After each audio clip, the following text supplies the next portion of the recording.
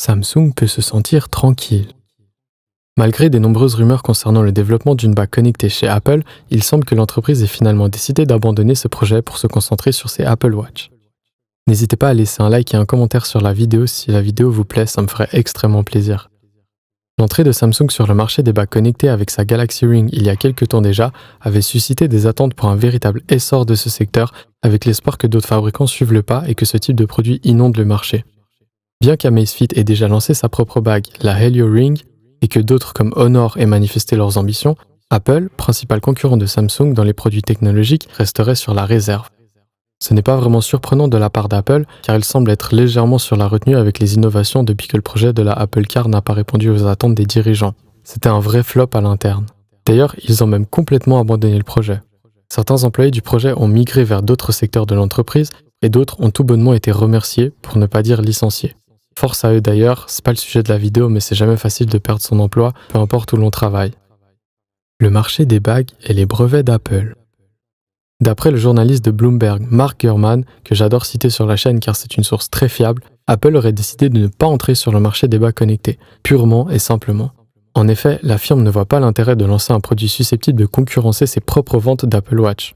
Pour rappel, la firme californienne est leader dans le domaine du suivi de la condition physique grâce à ses montres connectées notamment. Ils ont d'ailleurs des partenariats avec Nike depuis quelques années pour étoffer l'offre et toucher davantage de clients potentiels. Personnellement, j'ai déjà une Apple Watch Series 5. Pour les plus attentifs, oui, la Series 5 commence à dater un peu, même beaucoup, mais je ne verrais pas l'utilité d'avoir à la fois l'Apple Watch au poignet et une Apple Ring au doigt. À noter, attention, que le nom Apple Ring n'existe pas réellement, c'est simplement une supposition sur le nom de ce produit qui, on le rappelle, n'est pas près de voir le jour. Justement, Gurman indique qu'Apple a renoncé à son projet de bague intelligente après avoir exploré le secteur pendant un certain temps, sans pour autant en préciser la durée. Bien qu'Apple détienne plusieurs brevets concernant les bagues connectées, ceux-ci ne représentent que des pistes exploratoires et ne témoignent pas nécessairement d'une volonté de concrétiser un tel produit. On peut largement imaginer que certaines technologies brevetées pourront être mises à profit sur les Apple Watch ou sur les iPhones dans les années à venir. Et entre nous, si Apple le voulait vraiment, on aurait déjà des bagues avec un logo de pomme croquée disponibles à l'achat dans nos magasins préférés. Les bagues connectées moins précises que les montres. La décision d'Apple semble s'aligner avec celle de Garmin qui a récemment exprimé son désintérêt pour les bagues connectées et considérant à juste titre moins fiables en termes de précision comparées aux montres bracelets. Mes connaissances en matière de technologie de bagues connectées ne sont pas exceptionnelles, mais on peut imaginer que, comme les doigts sont plus sujets au froid que le poignet, les changements de température pourraient mener à des données moins fiables, notamment en hiver. J'ajouterais aussi qu'il y a moins de matière, donc moins de possibilités de récolter de l'information directement sur cette partie du corps.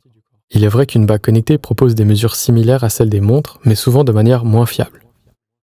De plus, une montre connectée offre généralement plus de fonctionnalités comme l'électrocardiogramme, le GPS qui est hyper pratique lors de voyages ou de balades dans la nature, ou l'affichage des données sur un vrai écran, ce que les bagues n'auront sûrement jamais.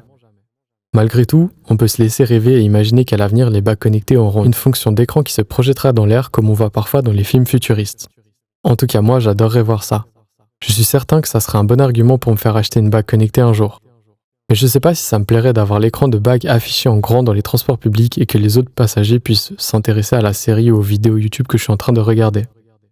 Même si dans le fond je m'en fiche, ça peut poser des problèmes de confidentialité, surtout sur un écran type holographique où l'on peut voir ce qu'il s'y passe, que l'on soit devant ou derrière la zone d'affichage. Mais tout cela reste de la musique d'avenir. L'aspect positif des bagues connectées.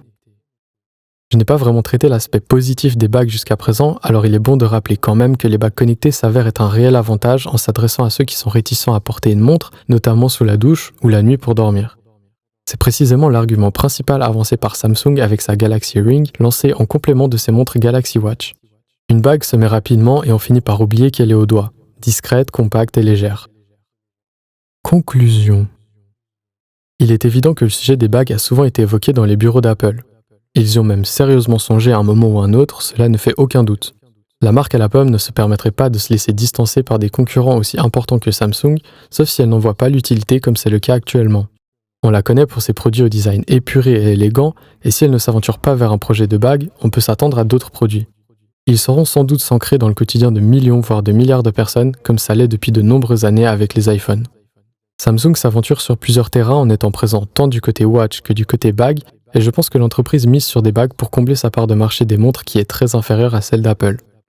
Après, je vous avoue, ça pourrait changer à l'avenir, on sait jamais. Le marché des bagues intelligentes étant relativement nouveau, l'effet de hype et de curiosité du grand public pourrait avoir un effet positif sur le chiffre d'affaires de Samsung à court ou moyen terme. Bien que pour l'instant, c'est assez rare de voir quelqu'un porter ce genre de bague. En tout cas, la concurrence entre les entreprises donne lieu à des avancées technologiques parfois surprenantes et grâce à ça, on peut se permettre de rêver de produits fous comme une bague connectée avec un écran holographique par exemple.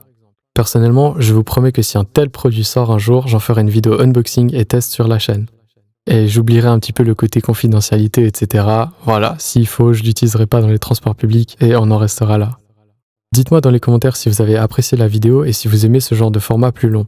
J'ai pas l'habitude des formats longs, mais j'aime beaucoup les faire, alors n'hésitez pas à laisser un like et un petit commentaire, ça me ferait super plaisir. Et nous, on se dit à la prochaine. Bye.